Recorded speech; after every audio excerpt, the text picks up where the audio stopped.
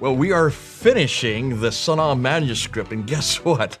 You're going to find the conclusions we come to in the Sana'a manuscript do not fit the standard Islamic narrative at all. And this is why it's important that you follow the latest research. You want to see what that is? Come with us. We'll show you.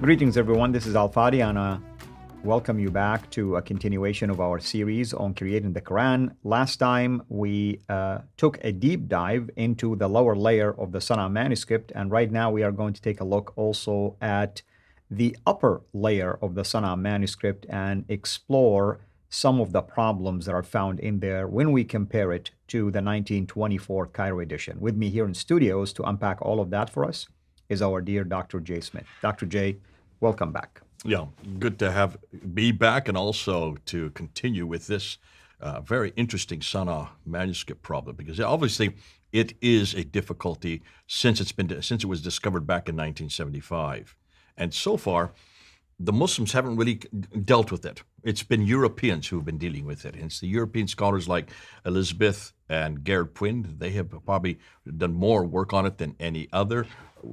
Asma Hilali is the first one that's tried to respond with it from within the Islamic tradition. Did not do a very good job.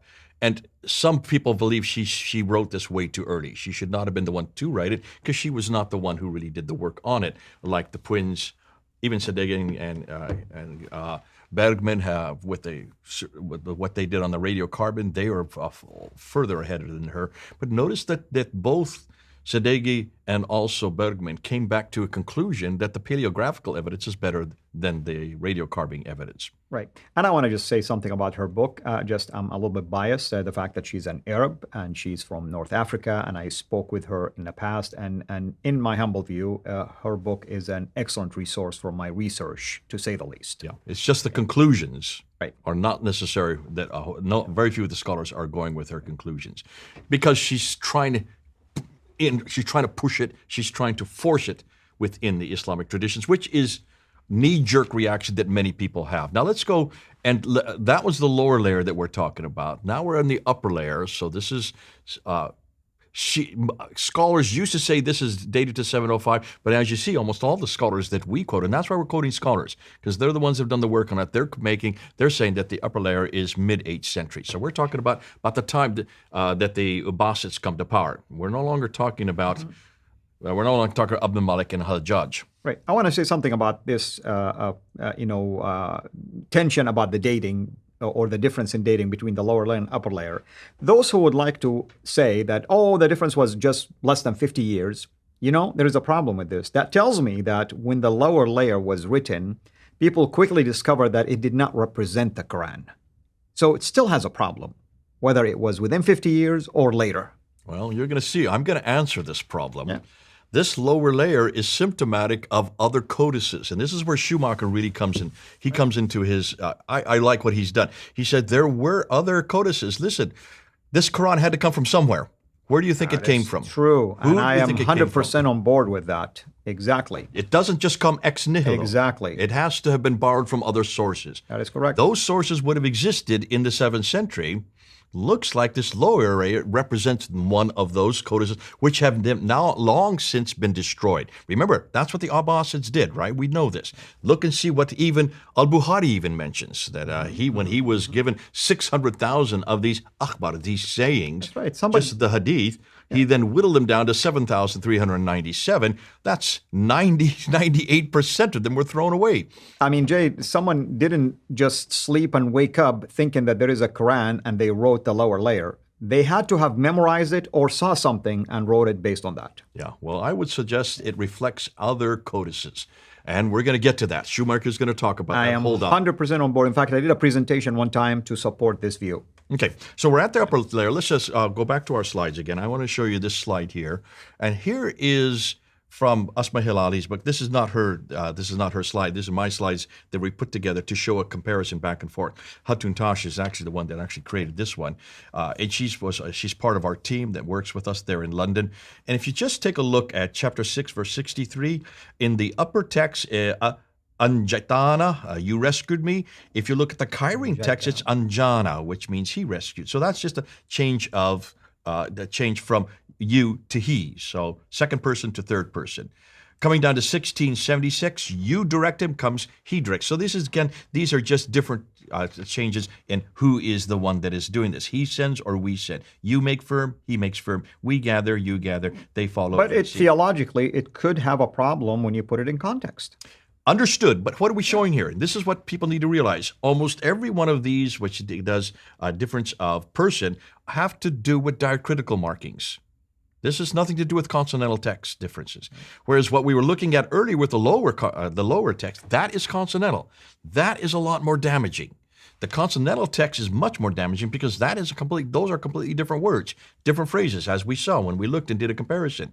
In this case, I realized that this is when the diacritical marks were coming in. This is when they're not canonized at this point. So you put your marks where you want to, I put my dots where I want to, and you call yours the Al-Fadi Qur'an, I call mine the Joseph Qur'an or the J Qur'an, and we now come up with two different Qur'ans right there because the dottings are different, and it just changes you to him, he to they. That's true. If you can almost in every case. So it will feminine or so it will masculine. They see versus you see. She does, he does. It feminine or is it masculine? You can unpack that and say, yes, that this does change the theology. We're not going to do that right now. We don't have the time. I just want people to get to know and realize that even the upper layer, there is not any standardization at this point. And we're talking about mid-8th century. There's still no standardization. And this is not the full Quran. This is just a piecemeal part of the Quran. All right? So let's see what the conclusions are, and let's see what the scholars are saying. In every case, I'm using scholars here. I want to see what their conclusions are. Before I get to Shoemaker, though, let's just see. He said that on page 76 and 77, the presence of surah titles and decorative features between the surahs indicate a later date in the 7th or the early 8th century. So that's what he's talking about, the lower layer. But Sadeghi and Bergman identified short vowels marks in the text, which, if accurate, as Dorosha notes, would further indicate a later dating of this Quranic text. So he's now saying, hold on a minute, let's be careful. Let the scholars say that. So Shoemaker is showing you that there are two ways to look at it. Yeah. Let me comment on this, and I respect Shoemaker. I have also an issue when we make a claim that the surah titles are a later thing. We have evidence that surah titles have been mentioned later, but the decorative features, I agree. Okay. Good. Come back on that. Now, Eleanor Szilard, that we talked about before, looking at the DAM 0129, not 27, but 29 right. one, concludes that its dating is early 8th century, seems to be indicated by the palimpsest. François de Roche says that the upper text of the Quran is from the mid-8th century. So he's not, you can see there. And she's his student, by the way. And there's not an agreement between those two. So around 750, we're talking about the time when the Abbasids come to power. So let's see what Shoemaker then concludes. And he says, the original Quranic text of the Sana manuscript erased lower writing is a non-standard version of the Quran that deviates regularly from the received version, now identified as the Uthmanic Quran. So far, efforts to identify the manuscript's original Quran has not been successful. What we have in the undertext of the Sana, this is 0127, not the 29, 27, is a witness to a different early version of the Quran. And that's where the palimpsest is. It's in this 27. So fascinating. You're getting even a disagreement within scholarship, yet it's very clear that this is not Uthmanic. These are all either from the time of Abd al-Malik or from the time of the Abbasid incursion when they now take over. And of course, they are the ones who then, what we would suggest are the ones that solidified and canonized the Quran. When is that canonical text? $1 million question. I would suggest it's around the 10th century. Possibly the Kuwaiti Quran would probably be the one that most scholars are looking at today.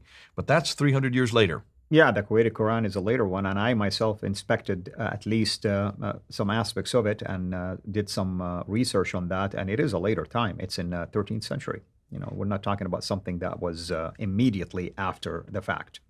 What are we going to talk about next? Well, I want to get back to that reference that Van Putten referred to, and he went to the Tübingen manuscript, which is in Germany.